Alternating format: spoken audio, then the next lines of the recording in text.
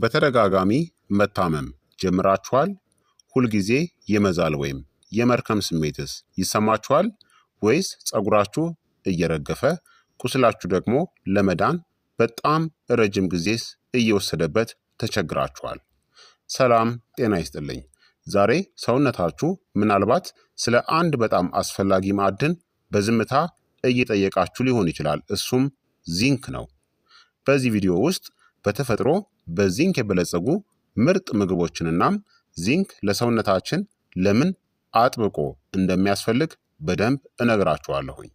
እስከ መጨረሻው ድረስ አብራችሁን ቆዩ። ምክንያቱም አንዱ የተለመደው የዚንክ እጥረት ምልክት በእርግጠኝነት ያስገርማችኋል። ዚንክ እንደ ቫይታሚን ሲ ወይም ፕሮቲን ያክል ትኩረት ላያገኝ ይችላል። ነገር ግን ይህ ንጥረ ነገር በጤናችሁ ላይ ትልቅ ሚናን ይጫወታል።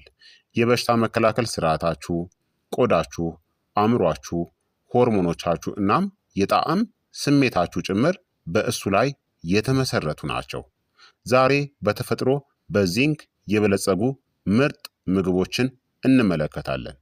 ስለ ምግቦቹ ከመነጋገራችን በፊት ዚንክ ለምን ያክል አስፈላጊ እንደሆነ እንረዳ። ዚንክ ሰውነታችን በርካታ ተግባራትን እንዲያደርግ ይረዳል። የበሽታ መከላከል ስርዓትን ማጠናከር፣ ቁስሎችን በፍጥነት ማዳን፣ ጤናማ ቆዳን መደገፍና ብጉርን መቀነስ፣ የፀጉር እድገትን ማሻሻል፣ ቴስቶስትሮን እናም የሆርሞን ሚዛንን መደገፍ፣ የአእምሯችሁ እናም የትውስታ የማስታወስ ተግባርን ማገዝ፣ ጤናማ የእይታ ምርትን መጠበቅ፣ በወንዶችም በሴቶችም ላይ የመራባት አቅምን መደገፍና ሰውነታችሁ ዲኤንኤ እናም አዳዲስ ሴሎችን እንዲሰራም ያግዛል። ሰውነታችን ዚንክን ለረጅም ጊዜ አከማይቶ ማቆየት አይችልም። ያ ማለት በመደበኛነት ከምግብ ማግኘት አለብን ማለት ነው። እናም የዚንክ መጠኖች በጣም ዝቅ ሲሉ ሰውነታችን የማስጠንቀቂያ ምልክቶችን ማሳየት ይጀምራል። ታዲያ ተጨማሪ ዚንክ እንደሚያስፈልጋችሁ የሚያሳዩ የተለመዱ ምልክቶች አሉ። የተለመዱ ጉንፋኖች ወይም ኢንፌክሽኖች፣ የቁስል መዘግየት ወይም በቀስታ መዳን፣ የፀጉር መሳሳት ወይም የፀጉር መርገፍ፣ ደካማ ጥፍሮች፣ ብጉር ወይም የቆዳ ችግሮች፣ የምግብ ፍላጎት ማጣት፣ የጣዕም ወይም የማሽተት ስሜት መቀነስ፣ ድካምናም ዝቅተኛ ጉልበት፣ የአእምሮ ጭጋግ ወይም ለማተኮር መቸገርና ደካማ የሌሊት እይታንም ያስከትላል። ታዲያ ከእነዚህ ምልክቶች ውስጥ በርካቶችን ካያችሁ የዚንክ እጥረት ምልክቶች ናቸው። አሁን ደግሞ የዚንክ መጠንን በተፈጥሯዊ መንገድ ለመጨመር የሚረዱ ምርጥ ምግቦችን እንመልከት።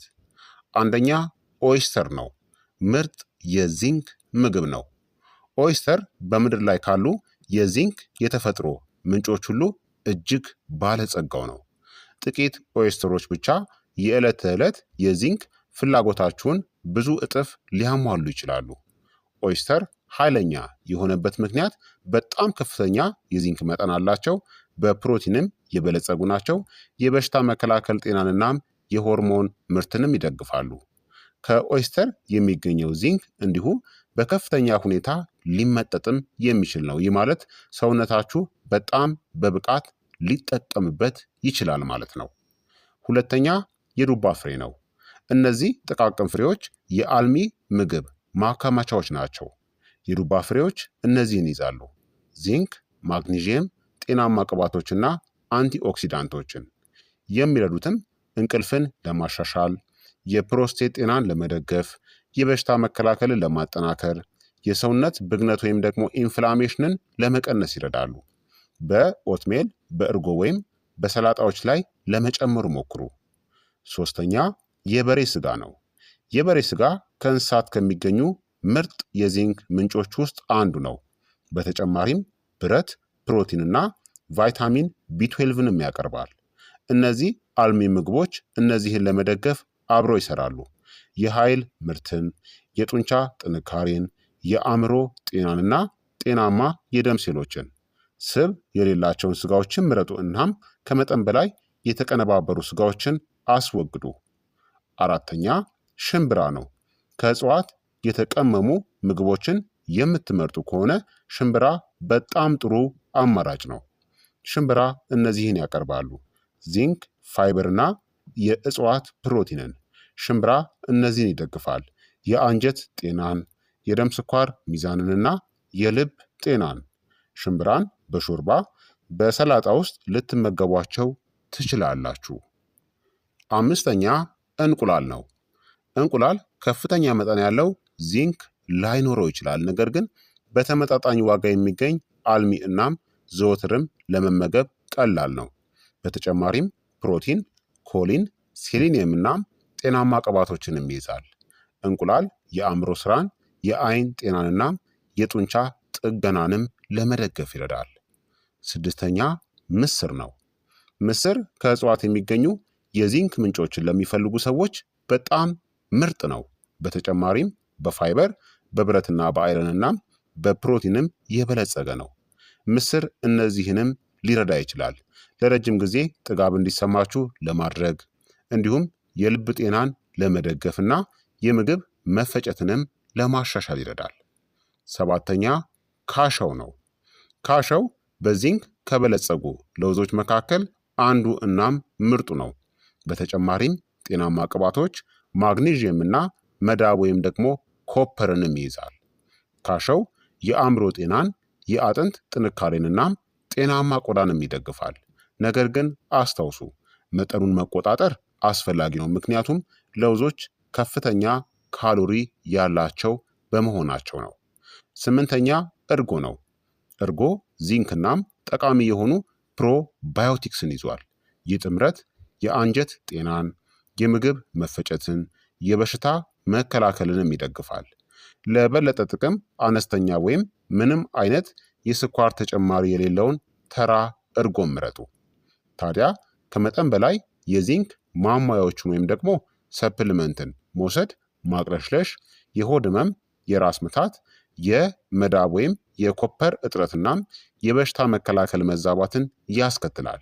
ለዚህ ነው ዚንክን ከምግብ ማግኘት አብዛኛውን ጊዜ በጣም አስተማማኝ እናም ጤናማው አካሄድ የሚሆነው። ታዲያ የዚንክ መምጠጥን ወይም በሰውነት ውስጥ መዋሃድን ለማሻሻል በቂ ፕሮቲንን ተመገቡ። ባቄላዎችንና ጥራጥሬዎችን ከመብሰላቸው በፊት ዘፍዝፋችሁ አቆዩቸው። ከመጠን በላይ የሆኑ ጀንክ ፉዶችን፣ የማይጠቅሙ ምግቦችንና አልኮልን ቀንሱ። የዚንክ ምግቦችን ከተመጣጠነ ምግብ ጋር አጣምሩ። ዚንክ ትንሽ ሊሆን ይችላል፣ ነገር ግን በሰውነታችሁ ላይ ያለው ተጽዕኖ እጅግ ትልቅ ነው። ከጠንካራ የበሽታ መከላከልና ጤናማ ቆዳ እስከ ተሻለ ፈውስ፣ ሆርሞኖችና የአእምሮ ስራ ድረስ ይህ ማዕድን በሰውነታችሁ ውስጥ ያለውን እያንዳንዱን ስርዓት በዝምታ ይደግፋል። በአመጋገባችሁ ውስጥ ተጨማሪ በዚንክ የበለጸጉ ምግቦችን ማካተት በየቀኑ በሚሰማችሁ ስሜት ላይ እውነተኛ ለውጥን ሊያመጣ። ታዲያ እናንተ ከነዚህ በዚንክ ከበለጸጉ ምግቦች መካከል የትኛውን በብዛት ትመገባላችሁ? መልሳችሁን በኮመንት ላይ አስፍሩልኝ። በዚህ ቪዲዮ ደግሞ ከተደሰታችሁ ላይክ እና ሰብስክራይብ ማድረጋችሁን እንዳትዘነጉ፣ እንዲሁም ደግሞ ይጠቅመዋል ለምትሉት ሰው ሼር ማድረጋችሁን አትዘንጉ። በቀጣይ የጤና ትምህርት እስከምንገናኝ እኔንም እናንተንም ቸር ያቆየን። መልካም ጊዜ፣ መልካም ቆይታ። ቻው ቻው።